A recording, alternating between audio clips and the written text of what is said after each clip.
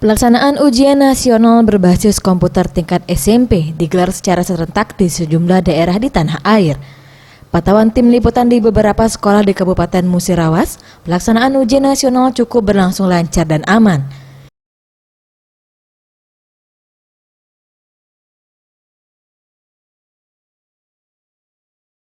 Seperti di salah satu sekolah yang menggelar ujian nasional, yakni di SMP Negeri Desa Mangunharjo, Kecamatan Purwodadi, pada pelaksanaan ujian nasional tahun ini diikuti sebanyak 148 siswa yang terbagi dalam 3 sesi, dimulai pukul 7.30 pagi hingga pukul 4 sore.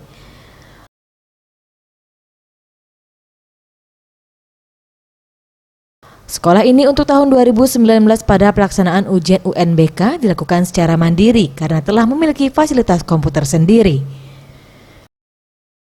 Bisa menggunakan UNBK mandiri, jumlah peserta sebanyak 148 siswa terdiri dari 3 session.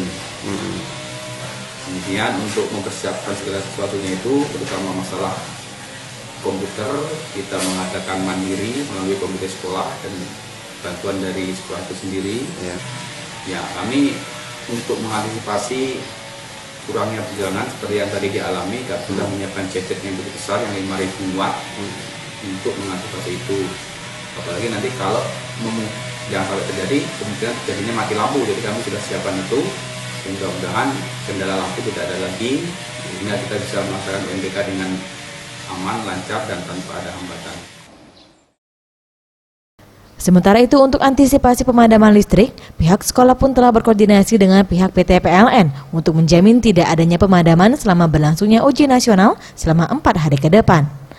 Tim Liputan Sriwijaya TV.